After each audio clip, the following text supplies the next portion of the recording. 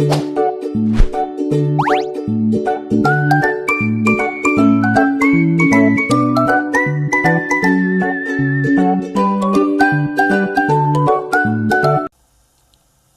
semuanya, perkenalkan nama saya Roni Maranatha Hartonang dengan NIM A1A3222091.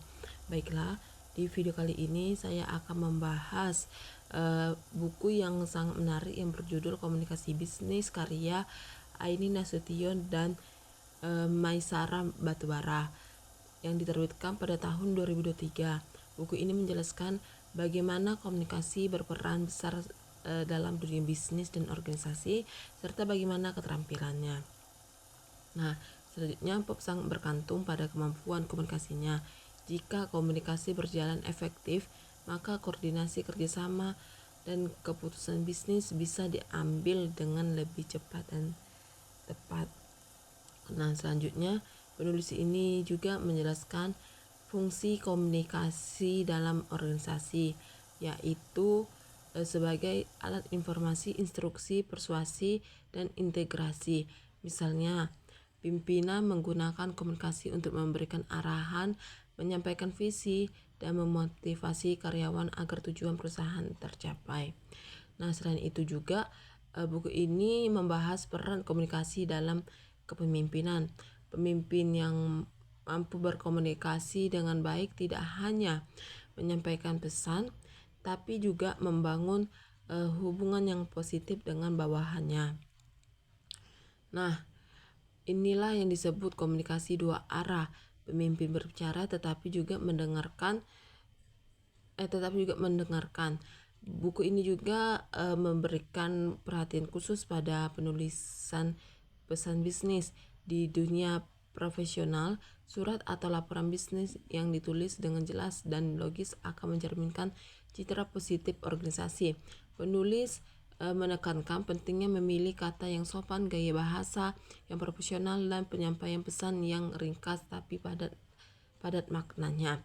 Nah, tidak hanya itu, bagian ini dalam buku ini menjelaskan tentang komunikasi bisnis melalui surat dan media digital. Walaupun zaman sudah serba online, surat bisnis masih memiliki peran penting, terutama untuk dokumen formal seperti penawaran kerjasama, pengajuan kredit, dan kontrak. Kemudian pada bab tentang negosiasi bisnis, penulis menggambarkan bahwa komunikasi yang baik menjadi senjata utama dalam mencapai kesepakatan. Negosiasi bukanlah ajang saling mengalahkan, tetapi proses mencari solusi yang menguntungkan kedua pihak. Seorang komunikator bisnis yang baik harus mampu berbicara persuasif, memahami kebutuhan lawan bicara, dan menjaga etika dalam setiap pembicaraan. Terakhir, buku ini juga membahas komunikasi dalam rapat bisnis. Rapat dianggap sebagai sarana utama untuk mengambil keputusan bersama. Penulis ini juga meningkatkan kepentingan persiapan matang sebelum rapat dimulai, seperti menyusun agenda, menentukan waktu, dan memahami siapa peserta rapat. Komunikasi yang efektif selama rapat akan menciptakan hasil diskusi yang produktif, efisiensi, dan tidak bertele-tele. Komunikasi yang baik bisa menentukan keberhasilan sebuah perusahaan. Nah, selanjutnya di sini saya akan membahas hasil penelitian dari jurnal yang berjudul Strategi dan Peran Komunikasi Bisnis dalam Upaya Meningkatkan Minat Beli Konsumen di Era Digital yang diterbitkan di Jurnal Inisiatif Volume 2 nomor 4 tahun 2023. Penelitian ini dilakukan oleh Meirah Rizky Azari dan tim dari Universitas Islam Negeri Sumatera Utara. Fokus utama adalah sebagaimana strategi komunikasi bisnis mampu meningkatkan minat beli konsumen di tengah perkembangan teknologi digital yang begitu pesat. Nah, kita tahu bahwa di era digital sekarang ini, cara manusia berkomunikasi dan berbelanja sudah berubah total. Internet membuat segalanya serba cepat dan mudah. Berdasarkan data yang disampaikan dalam jurnal ini pada Januari 2023, jumlah penggunaan internet di Indonesia sudah mencapai lebih dari 213 juta orang. Nah, angka ini menunjukkan betapa besar peluang bagi dunia bisnis untuk memanfaatkan teknologi dalam membangun komunikasi dengan konsumennya.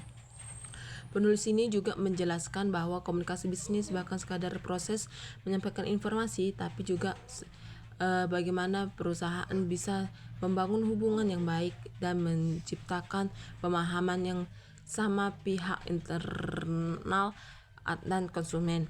Komunikasi bisnis yang efektif akan mempengaruhi persepsi, kepercayaan, dan akhirnya minat beli konsumen terhadap produk yang ditawarkan.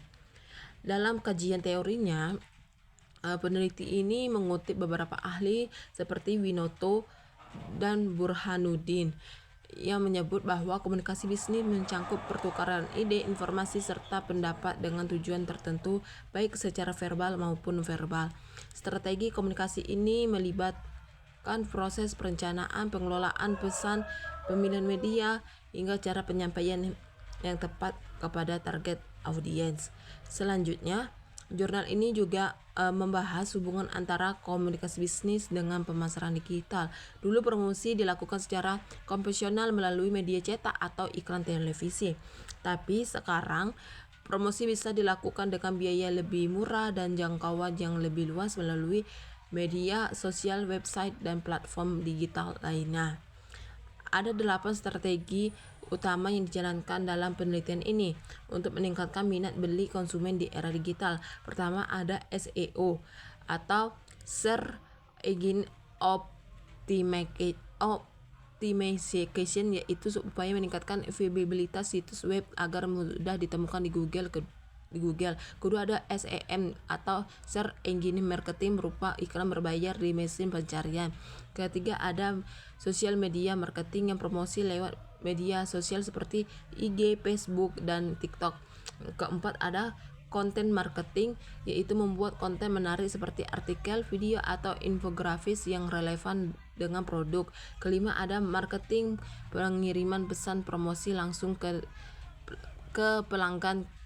Keenam, ada influencer marketing, yaitu bekerja sama dengan toko media sosial untuk memperkenalkan produk.